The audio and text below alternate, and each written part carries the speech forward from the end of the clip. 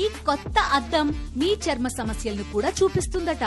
పూర్తి వివరాలకు చదవండి రేపటి సాక్షి దినపత్రిక. ఆయన మార్గదర్శి తోటి ఆయనకున్నటువంటి సంబంధాల మీద ముసుగు తీసేశాడు.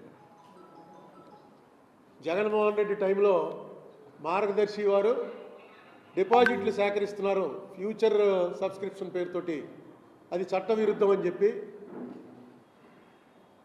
793 కోట్లు ఒకసారి, ఎప్పుడు మే 23 అంటే సంవత్సరం 4 మాసాల క్రితం 793 కోట్లు, జూన్ 23లో 242 కోట్లు,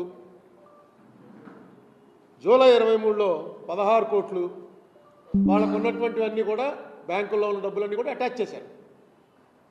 అటాచ్ చేస్తే వాళ్ళు మాకు అన్యాయంగా ఇది అటాచ్ చేశారా, మాది విడుదల చేయండి అని చెప్పి కోర్టులో వేయలే. రామోజీరావు గారు కానీ, అప్పుడు రామోజీరావు గారు బతికే ఉన్నారు, మరి కోర్టులో వేయలే. వాళ్ళు అటాచ్ చేస్తే అటాచ్మెంట్లోనే ఉన్నాయి ఈ సంవత్సరం నుంచి.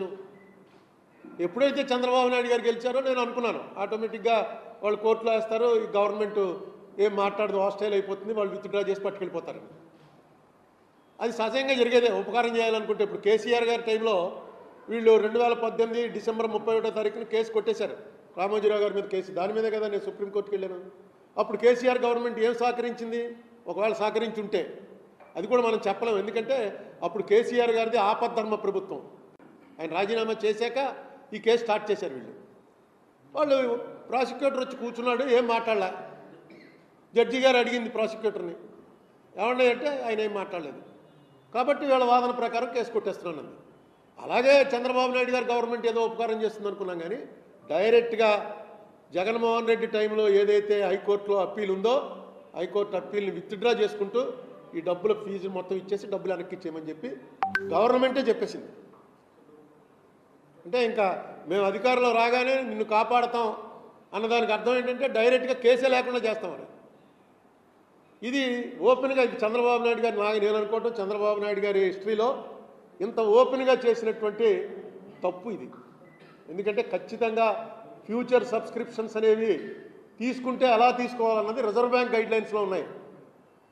రిజర్వ్ బ్యాంక్ గైడ్లైన్స్లో యాక్చువల్ చిట్ ఫండ్ యాక్ట్లో ఉన్నదాన్ని సరే మార్గదర్శి చిట్ ఫండ్ వాళ్ళు ఓపెన్గా చెప్పేస్తారు, మేము ఈ చిట్ ఫండ్ యాక్ట్ ఫాలో అవ్వం, మేము కంపెనీ యాక్ట్ ప్రకారం మా వ్యాపారం నడుపుతున్నాం, చిట్ ఫండ్ యాక్ట్ మాకు వర్తించదు, ఏపీ చిట్ ఫండ్ యాక్ట్కి మాకు సంబంధం లేదు అని డైరెక్ట్గా వాళ్ళు చెప్పినటువంటివన్నీ రికార్డులు, వాళ్ళు చెప్తుండగా తీసిన వీడియోలు కూడా నా దగ్గర ఉన్నాయి. నేను అన్ని రైట్ టు ఇన్ఫర్మేషన్ కింద తెప్పించుకున్నాను. అది ఎప్పుడో అవసరం వచ్చినప్పుడు చూపించవచ్చు. అది కాదు ఇష్యూ. ఈ ఫ్యూచర్ సబ్స్క్రిప్షన్కి సంబంధించి క్లియర్గా యాక్ట్లో ఉంది, all consolidated payments of future subscriptions by a foreman shall be deposited by him in an approved bank mentioned in the chit agreement before the date of the succeeding instalment and the amount so deposited shall not be withdrawn except for payment for future subscriptions. నీ మీద నమ్మకం లేదు నాకు.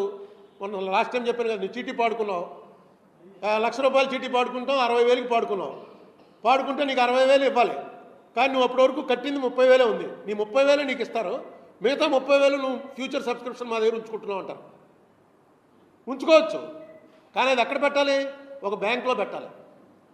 బ్యాంకులో పెట్టి నువ్వు ఏ నెల అయితే కట్టలేదో ఆ నెల ఇమ్మీడియట్గా ఆ డబ్బు దీంట్లో ట్రాన్స్ఫర్ చేయాలి.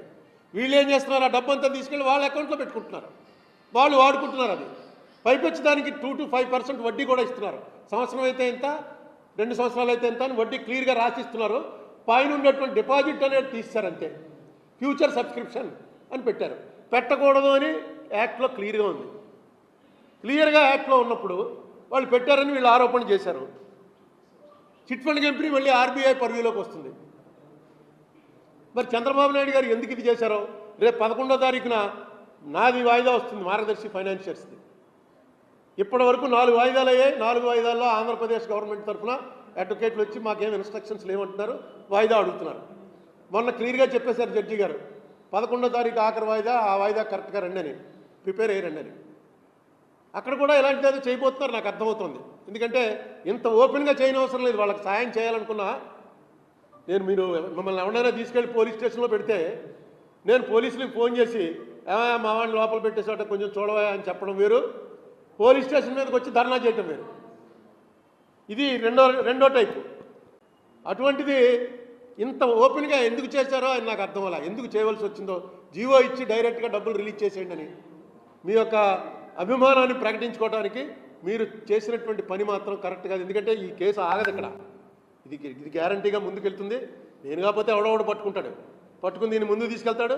ఇప్పుడు మిమ్మల్ని కూడా పార్టీ చేసేటువంటి పరిస్థితి వచ్చింది. ఇంత పూర్వం అయితే మార్గదర్శికి వ్యతిరేకంగానే వెళ్ళాలి. నేను వెళ్ళాను మార్గదర్శికి వ్యతిరేకంగా, అక్కడ కేసీఆర్ని పార్టీ చేయలే, నేను మార్గదర్శి వాళ్ళనే పార్టీ చేశాను. కేసీఆర్ని ఇంప్లీట్ చేయమని అడిగాను, ఆంధ్రప్రదేశ్ గవర్నమెంట్ని ఇంప్లీట్ చేయమని అడిగాను. వాళ్ళని కూడా విచారించి వాళ్ళు ఏం చెప్తున్నారో విని తీర్పు ఇవ్వండి అని అడిగాను. నా ప్రేయరు ఈవేళ అలా ఉండదు, మీరిద్దరూ కలిసి తప్పు చేశారని వస్తుంది. ఖచ్చితంగా ఇది తప్పే అని ఆల్రెడీ రిజర్వ్ బ్యాంకు నేను వేసినటువంటి కేసులో ఎఫిడేవిటే వేసింది తెలంగాణ కోర్టులో. రిజర్వ్ బ్యాంకు మొత్తం మీరు ఒక్కసారి రిజర్వ్ బ్యాంక్ యాక్ట్ చూసినట్టయితే ఫ్యూచర్ సబ్స్క్రిప్షన్స్ అనేవి ఏం చేయొచ్చు.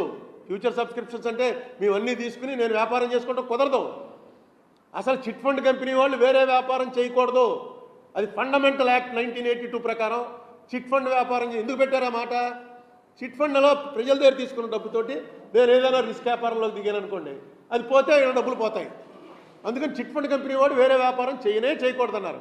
వీళ్ళు ఓపెన్గా ఏమేమి వ్యాపారాలు ఇలా చిట్ ఫండ్ కంపెనీకి ఉన్నాయో అన్నీ రిజిస్టార్ ఆఫ్ చిట్స్కి ఇస్తున్నారు, వీళ్ళకి ఇస్తున్నారు, కంపెనీస్కి, రిజిస్టార్ ఆఫ్ కంపెనీస్కి.